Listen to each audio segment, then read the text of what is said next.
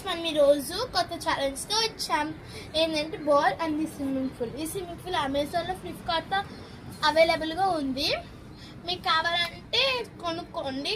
మేము లింక్ మీరు ఇది కావాలని కామెంట్స్లో పంపిస్తే మేము లింక్ మీకు ఖచ్చితంగా చెప్తాం. ఓకేనా? Start the game. మనం ఇట్లా బాల్ పెట్టుకొని ఇప్పుడు ఎగురుతాం.